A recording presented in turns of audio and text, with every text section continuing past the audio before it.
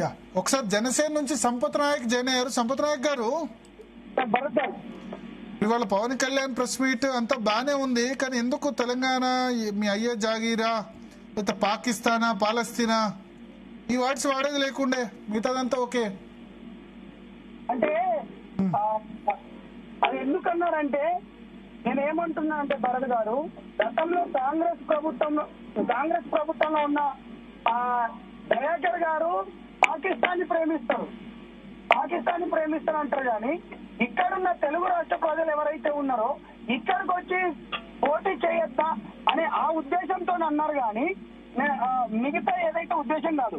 ముఖ్యంగా ఇవాళ కాంగ్రెస్ ప్రభుత్వంలో ఉన్న మంత్రులు ఇవాళ మాట్లాడుకుంటూ ఇక్కడ ఉన్న వాళ్ళను రానియము తన్ని తరిమేస్తామంటే, నేను మీ ఛానల్ ద్వారా ఒకటి సూటి ప్రశ్న వేస్తున్నాను కాంగ్రెస్ శ్రేణులందరికీ, నా మిత్రులు ఉన్నారు కాబట్టి.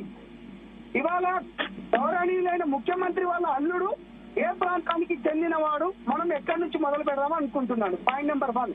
రెండోది ఏంటంటే ఫోర్త్ సిటీ, ఇప్పుడు ఏదైతే ఉన్న గతంలో ఫార్మా సిటీ, ఇప్పుడున్న ఫోర్త్ ఫ్యూచర్ సిటీ, దీనికి అసలైంది ఎవరిని కాంట్రాక్ట్ ఇస్తున్నారు అదొకటి. దాంతో పాటు ఇప్పుడు అపర్ణ గానీ లేకపోతే మిగతా వ్యాపారస్తులు ఎవరెవరితో చేస్తున్నారు తప్పిస్తే గానీ, ఆ మాటలు అన్నాడు తప్పిస్తే గానీ మిగతాది లేదు. ఫస్ట్ వీళ్ళని తరిమిన తర్వాత మనం మిగతా దానికి వద్దాం తరమడానికి. ఈ దేశంలో భారత రాజ్యాంగం ప్రకారం ఎవరు ఎక్కడికైనా వచ్చి పోటీ చేయవచ్చు, ఎవరు ఎక్కడైనా నిలబడచ్చు. పవన్ కళ్యాణ్ గారు ఈ తెలంగాణ ప్రజలను కానీ లేకపోతే ఉద్యమకారులను కానీ లేకపోతే ఉద్యమాన్ని కానీ ఎప్పుడు కించపరిచినోడు కాదు. గతంలో గద్దరన్న ఉన్నప్పుడు 2009లో సామాజిక తెలంగాణ అనే ఉద్దేశంతో ఇక్కడున్న బడుగు బలహీన పేద వర్గాలకు ఎవరైతే ఉన్నారో తెలంగాణ అనేది ఇంపార్టెంట్, సామాజిక తెలంగాణ కావాలన్నది పవన్ కళ్యాణ్ గారు. అటువంటి పవన్ కళ్యాణ్ గారి పైన మాట్లాడడం హాస్యాస్పదం.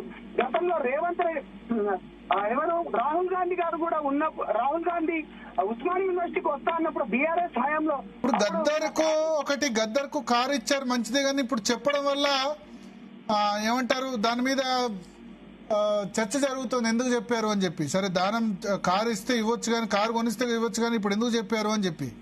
అంటే భరత్ గారు పవన్ కళ్యాణ్ గారి ఇంటికి వచ్చి ఏమైనా బాధలుంటే గద్దరన్న స్వయాన ఆ రోజు తను పవన్ కళ్యాణ్ గారు చాలా క్లియర్ గా అన్నారు. ఏమన్నారంటే, అరే తమ్మి నువ్వు ఈ 2 తెలుగు రాష్ట్రాలకు కావాలి, ఈ భారతదేశానికి కావాలి, ఈ యువతకు కావాలి, అటువంటి అన్న ఒక గొప్ప వ్యక్తి ఇవాళ అతను లేనప్పుడు అనేకమైన మాటలు మాట్లాడుతున్నారు. ఇది మంచి పద్ధతి కాదు. గద్దర్ గారు కూడా ఒక లెటర్ రాసిండ్రు. ఆ లెటర్ ని కూడా నేను దాచిపెట్టుకున్నా, కానీ నేను ఎప్పుడు ప్రజలకు 2 రాష్ట్ర ప్రజలకు నేను ఎప్పుడు చెప్పలేదు. దాంతో పాటు గద్దర్ గారే ఒక వాయిస్ రికార్డ్ చేసి కూడా దాన్ని వినిపించారు, దాన్ని బయటికి పెట్టారన్నారు. ఎందుకంటే ఇప్పుడు ఎందుకు చెప్పాల్సిన అవసరం వచ్చిందంటే, తెలంగాణ రాష్ట్రం విడిపోయి 13 ఏళ్ళు అవుతున్న తర్వాత కొంతమంది స్వార్థ నాయకుల వీళ్ళ వల్ల కావాలని వీళ్ళకి ఏదైతే ఉందో ప్రాంతాల మధ్య చిచ్చు పెట్టాలని ఒకే ఒక ఉద్దేశంతో చేస్తున్నారు. గతంలో బీఆర్ఎస్ 10 ఏళ్లు పరిపాలించింది, ఇప్పుడు 3 ఏళ్ల నుంచి కాంగ్రెస్ ప్రభుత్వం పరిపాలించింది. మరి విద్యార్థులకు ఉద్యోగాలు అన్నారు, మరి ఈ ఉద్యోగాలు ఎందుకు ఇవ్వలేదు? పవన్ కళ్యాణ్ గారి వల్లనే ఇవ్వలేదా?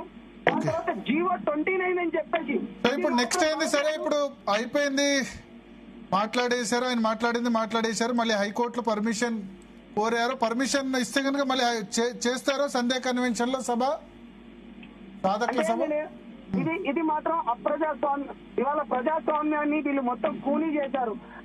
వారాహి ఇక్కడ కొండగట్టు దగ్గరకు వచ్చినప్పుడు పర్మిషన్ ఇచ్చిండ్రు కేవలం ఎందుకంటే మా సాధకులతోని మా వాళ్ళు ఎవరైతే ఉన్నారో వాళ్ళతో ఒక లోకల్ ఒక బిల్డింగ్ లోపల ఒక కన్వెన్షన్ లో మీటింగ్ పెట్టుకుంటామంటే ఇది ఇవ్వకపోవడం ఇది నిజంగా ఇది హాస్యాస్పదం.